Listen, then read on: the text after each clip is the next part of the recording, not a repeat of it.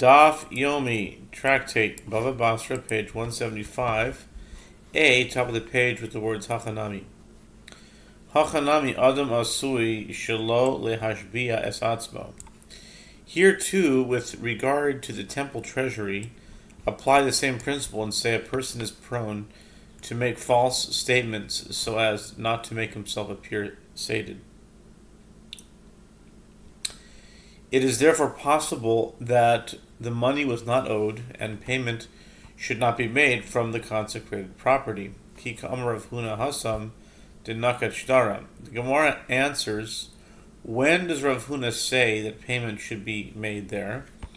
In the case of a person on his deathbed who consecrated all his property. In a case where the creditor to whom the deceased admitted owing money holds a promissory note corroborating the deceased's admission. Miklal, the Rav Ushmuel, the Lo Nakit Shtara, Amar Tenu Noisnin, Milve Alpe Hava, Rav Ushmuel, Amr Tevahu, Milve Alpe, Eino Gove, Lo Min HaYorshim, Velo Min HaLakoiches. The Gemara comments by inference the statement of Rav and Shmuel, where the money is not given to the creditor unless the person on his deathbed explicitly requests that it be given, is applicable in a case where the creditor does not hold a promissory note corroborating the admission. The Gemara asks, if so, how can it be that if the deceased says, give him the money, the children give it to him, meaning it is collected from the estate left to the heirs as it is a loan by oral contract, and as Rav and Shmuel both say, one does not collect a loan by oral contract from heirs, nor from the purchasers who bought land from the debtor after the loan was granted. Ela amar Rav Nachman, idi ve'idi denaket shtara, v'lo kashya. Hod mikuyam, hod lo mikuyam. Amar tenu kai melishtare.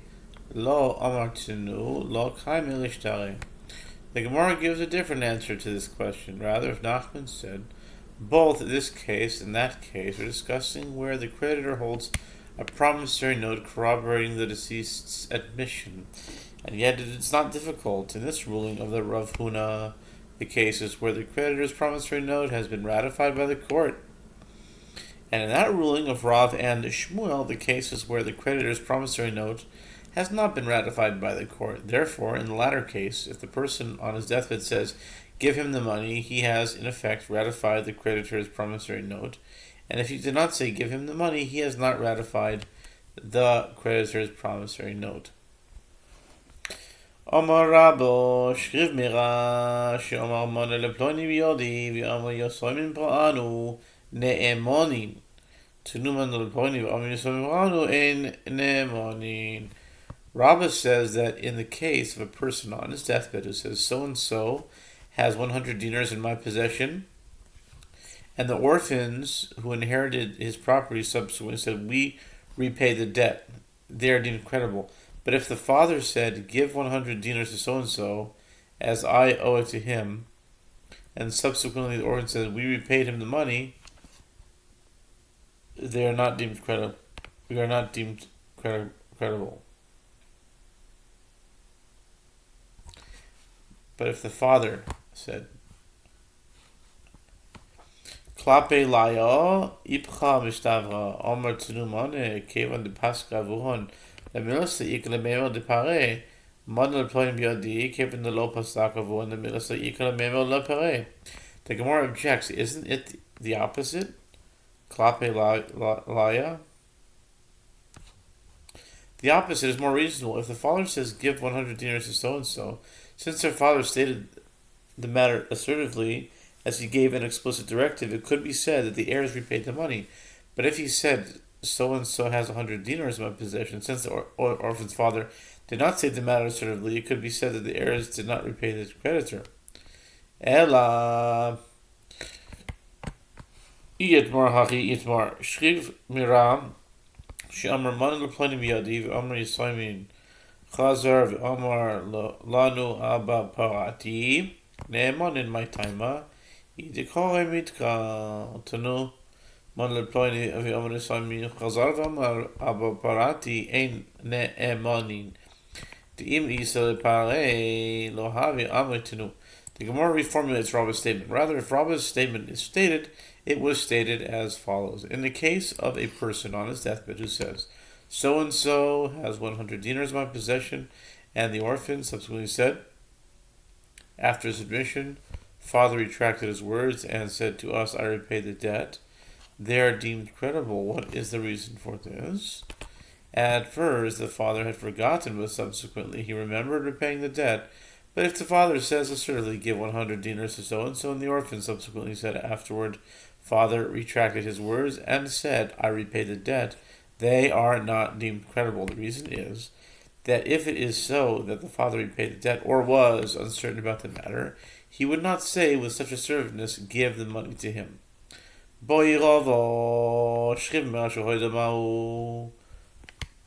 צורך לא אמר אתם מדי או צורך לא אמר אתם מדי או אין צורך לא אמר אתם מדי צורך שיאמר כסויבו או אין צורך לא אמר כסויבו אדם משעתה בשעת מיסה או אין אדם משעתה בשעת מיסה.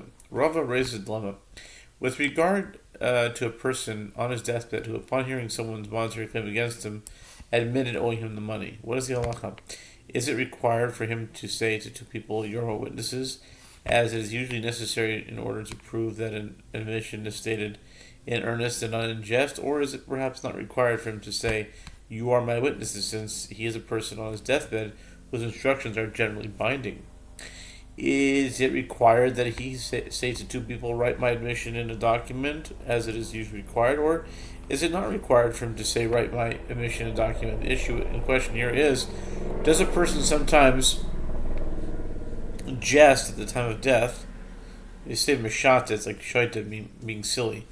Does a person jest at the time of death while on his deathbed, or can it be assumed that a person does not jest at the time of his death? Basar debayi hadar pashte anadam ein adam mishata b'shas misa v'divrei shchimira k'chsuvin u'chimsurin dami damu divrei shchimira k'chsuvin v'chimsurin damu. Sounds like a pretty universal call there, 1808. Divrei shchiv mirach ksuvin v'chimsurin damu. Gematria 1808. Adpash 1775. Anyway, the Mishnah, we're starting the Mishnah, and it's at the very bottom. And it says, okay, so basically, as Rava, and after Rava raised the dilemma, he then resolved it. This is before, I'm sorry, I didn't translate this last line. After Rava raised the dilemma, he resolved it. He ruled a person is not just at the time of his death, and therefore the statements of a person on his deathbed are considered as if they were written in a document and transmitted to the relevant party. Okay, new Mishnah.